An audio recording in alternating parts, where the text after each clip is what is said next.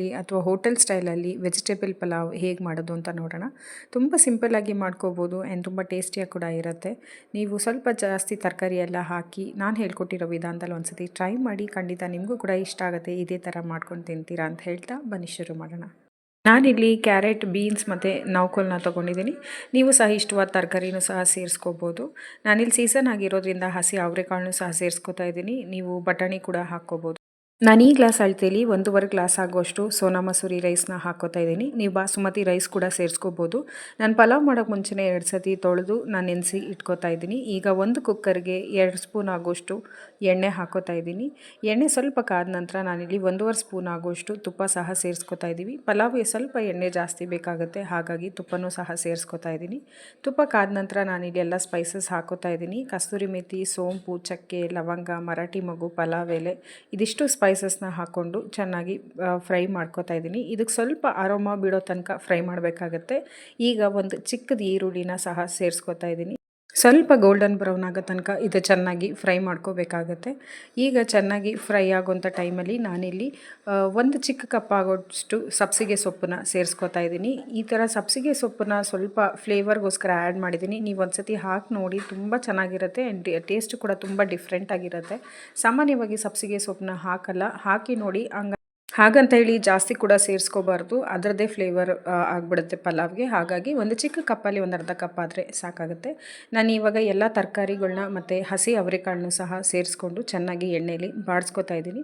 ಸ್ವಲ್ಪ ಇದು ಎಣ್ಣೆಲೇ ಬಾಡಿಸ್ಕೋಬೇಕಾಗಿರುತ್ತೆ. ಒಂದು 2 ರಿಂದ 3 ನಿಮಿಷ ಇದನ್ನು ಎಣ್ಣೆಲೇ ಚೆನ್ನಾಗಿ ಬಾಡಿಸ್ಕೋಬೇಕಾಗತ್ತೆ.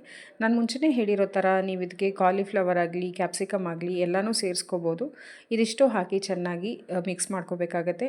ಈಗ ಒಂದು ಮಿಕ್ಸಿ ಜಾರ್ಗೆ ಒಂದು ಅರ್ಧ ಈರುಳ್ಳಿನ ಹಾಕೋತಾ ಇದ್ದೀನಿ. 2 ಗೆಡ್ಡೆಯಷ್ಟು ಬೆಳ್ಳುಳ್ಳಿನ ಸೇರಿಸ್ಕೊತಾ ಇದ್ದೀನಿ. ಒಂದು ಅರ್ಧ ಇಂಚಷ್ಟು ಶುಂಠಿ ಸಹ ಹಾಕೋತಾ ಇದ್ದೀನಿ. ಖಾರಕ್ಕೆ ಇಲ್ಲಿ 3 ರಿಂದ 4 ಹಸಿರು ಮೆಣಸಿನ್ಕಾಯಿ ಕೂಡ ಸೇರಿಸ್ಕೊತಾ ಇದ್ದೀನಿ. 1 ಹಿಡಿಯಷ್ಟು ಕೊತ್ತಂಬರಿ ಸೊಪ್ಪು, 1 ಹಿಡಿಯಷ್ಟು ಪುದೀನ ಸೇರಿಸ್ಕೊತಾ ಇದ್ದೀನಿ. ಈಗ 1/4 ಸ್ಪೂನ್ ಆಗೋಷ್ಟು ಮೆಣಸು ಸಹ ಸೇರಿಸ್ಕೊತಾ ಇದ್ದೀನಿ. 1 ಸ್ಪೂನಷ್ಟು ಧನಿಯಾ ಪುಡಿನೂ ಸಹ ಸೇರಿಸ್ಕೊತಾ ಇದ್ದೀನಿ. ಮೆಣಸು ಮತ್ತು ಧನಿಯಾ ಪುಡಿನ ಹಾಕಿ ನೋಡಿ, ಟೇಸ್ಟು ತುಂಬ ಚೆನ್ನಾಗಿರುತ್ತೆ. ಸ್ವಲ್ಪ ನೀರು ಹಾಕಿ ತರ್ತರಿಯಾಗಿ ರುಬ್ಕೊಂಡು ಬರ್ತಾ ಇದ್ದೀನಿ. ಜಾಸ್ತಿ ಫೈನಾಗಿ ಕೂಡ ಪೇಸ್ಟ್ ಮಾಡ್ಕೋಬಾರ್ದು. ಈಗ ರುಬ್ಬಿರೋ ಅಂಥದ್ದನ್ನ ನಾನೀಗ ತರಕಾರಿಗೆ ಮಿಕ್ಸ್ ಮಾಡ್ಕೋತಾ ಇದ್ದೀನಿ. ಇದಿಷ್ಟು ಹಾಕಿ ಚೆನ್ನಾಗಿ ಮಿಕ್ಸ್ ಮಾಡ್ಕೋಬೇಕಾಗತ್ತೆ. ಸ್ವಲ್ಪ ಎಣ್ಣೆ ಎಲ್ಲ ಬಿಡಬೇಕು ಸೈಡಲ್ಲಿ, ಹಾಗಾಗಿ ಚೆನ್ನಾಗಿ ಇದನ್ನು ಫ್ರೈ ಮಾಡ್ಕೋಬೇಕಾಗತ್ತೆ. ನೀವು ನೀರು ಜಾಸ್ತಿ ಹಾಕಿ ರುಬ್ಬಿಟ್ರೆ ನೀರು ಆಗಿಬಿಡುತ್ತೆ, ಸ್ವಲ್ಪ ಎಣ್ಣೆ ಎಲ್ಲ ಬಿಡೋದಕ್ಕೆ ಟೈಮ್ ಆಗುತ್ತೆ. ಹಾಗಾಗಿ ಈಗ ಚೆನ್ನಾಗಿ ಮಿಕ್ಸ್ ಮಾಡ್ಕೊಂಡ್ಮೇಲೆ ನಾನು ರುಚಿಗೆ ತಕ್ಕಷ್ಟು ಕಲ್ಲುಪ್ಪು ಹಾಕೋತಾ ಇದ್ದೀನಿ. ಈಗ ಉಪ್ಪೆಲ್ಲ ಹಾಕಿ ಚೆನ್ನಾಗಿ ಒಂದು ರೌಂಡ್ ಮಿಕ್ಸ್ ಕೂಡ ಮಾಡ್ಕೋತಾ ಇದ್ದೀನಿ. ಈಗ ಒಂದು ದೊಡ್ಡದು ನಾಟಿ ಟೊಮೆಟೊ ಕೂಡ ಸೇರಿಸ್ಕೊತಾ ಇದ್ದೀನಿ. ನಾವು ಇಲ್ಲೆಲ್ಲೂ ಮೊಸರಾಗಲಿ ನಿಂಬೆಹಣ್ಣಾಗಲಿ ಬಳಸಿರಲ್ಲ, ಹಾಗಾಗಿ ಒಂದು ನಾಟಿ ಟೊಮೆಟೊ ಆದರೆ ಸಾಕಾಗುತ್ತೆ. ಇದಿಷ್ಟು ಹಾಕಿ ಚೆನ್ನಾಗಿ ಮಿಕ್ಸ್ ಮಾಡ್ಕೋಬೇಕಾಗತ್ತೆ. ಇದರಲ್ಲಿರೋ ಎಣ್ಣೆ ಅಂಶ ಎಲ್ಲ ಚೆನ್ನಾಗಿ ರಿಲೀಸ್ ಆಗಬೇಕು. ನೋಡಿ, ಈಗ ಎಣ್ಣೆ ಎಲ್ಲ ಬಿಟ್ಟಿದೆ. ಇಂಥ ಟೈಮಲ್ಲಿ ನಾವು ಅಕ್ಕಿ ತೊಳೆದಿಟ್ಟಿರೋಂಥ ಅಕ್ಕಿನ ಸೇರಿಸ್ಕೊತಾ ಇದ್ದೀನಿ. ನಾನು ಸೈಡಲ್ಲಿ ಬಿಸಿನೀರು ಸಹ ಕಾಯೋದಕ್ಕೆ ಇಟ್ಟಿದ್ದೀನಿ. 1.5 ಗ್ಲಾಸ್ ಅಕ್ಕಿನ ನಾವು ತೊಗೊಂಡಿರೋದು. 2.25 ಗ್ಲಾಸ್ ಆಗೋಷ್ಟು ನೀರಾದರೆ ಸಾಕಾಗುತ್ತೆ. ನಿಮಗೆ ಸ್ವಲ್ಪ ಮೃದುವಾಗಿ ಬೇಕು ಪಲಾವು ಅನ್ನೋರು 3 ಗ್ಲಾಸು ಸಹ ಸೇರಿಸ್ಕೋಬೋದು. 1.5 ಗ್ಲಾಸ್ಗೆ 3 ಗ್ಲಾಸ್ ಸೇರಿಸ್ಕೋಬೋದು. ಇಲ್ಲ ಉಡುಡಿಯಾಗಿ ಪಲಾವ್ ಬೇಕು ಅನ್ನೋರು 2.5 ಅಥವಾ 2.25 ಅಷ್ಟು ಸೇರಿಸ್ಕೋಬೋದು. ನಾನು ಈಗ ಬಿಸಿನೀರು ಹಾಕ್ಕೋತಾ ಇದ್ದೀನಿ. ಪಲಾವ್ಗೆ ಯಾವತ್ತೂ ನಾವು ತಣ್ಣೀರನ್ನಾಗಲಿ ಅಥವಾ ಯಾವುದೇ ರೈಸ್ ಬಾತ್ಗಾಗಲಿ ತಣ್ಣೀರೆಲ್ಲ ಹಾಕೋದಕ್ಕೆ ಹೋಗಬಾರ್ದು. ಈಗ ಬಿಸಿನೀರೆಲ್ಲ ಹಾಕಿದ್ಮೇಲೆ ಸ್ವಲ್ಪ ಐ ಫ್ಲೇಮಲ್ಲೇ ಇಟ್ಟಿದ್ದೀನಿ. ಈಗ ನೀವು ಉಪ್ಪು ಖಾರನ ಚೆಕ್ ಮಾಡ್ಕೋಬೋದು.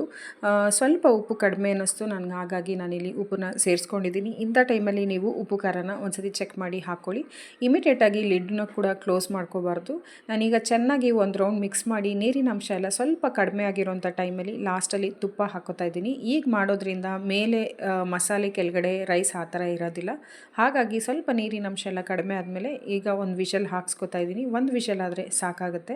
ನೋಡ್ಬೋದು, ತುಂಬ ರೂಢಿಯಾಗಿರುತ್ತೆ. ನಾನು ಮುಂಚೆನೇ ಹೇಳಿರೋ ಥರ ಸ್ವಲ್ಪ ಮೃದುವಾಗಿ ಪಲಾವ್ ಬೇಕು ಅನ್ನೋರು 3 ಗ್ಲಾಸ್ ನೀರನ್ನ ಸೇರಿಸ್ಕೋಬೋದು. ಇದಿಷ್ಟೇ ಸಿಂಪಲಾಗಿರೋ ವೆಜಿಟೇಬಲ್ ಪಲಾವ್ ಮದುವೆ ಮನೆ ಶೈಲಿಯಲ್ಲಿ ಅಥವಾ ಹೋಟೆಲ್ ಸ್ಟೈಲಲ್ಲಿ ರೆಡಿ ಆಯಿತು. ನೀವು ಒಂದ್ಸತಿ ಟ್ರೈ ಮಾಡಿ ಹೇಗೆ ಬಂತು ಅಂತ ಕಮೆಂಟ್ ಮೂಲಕ ತಿಳಿಸೋದನ್ನ ಮರಿಬೇಡಿ. ಹೆಚ್ಚಿನ ರೆಸಿಪಿಗಾಗಿ ಕವಿತಾ ರೋಹಿತ್ ಕುಕಿಂಗ್ ಚಾನಲ್ನ ಸಬ್ಸ್ಕ್ರೈಬ್ ಮಾಡ್ಕೊಂಡು ನೋಡಿ ಅಂತ ಹೇಳ್ತಾ ಮುಂದಿನ ಹೊಸ ರೆಸಿಪಿಯೊಂದಿಗೆ ಸಿಗ್ತೀನಿ. Thank you.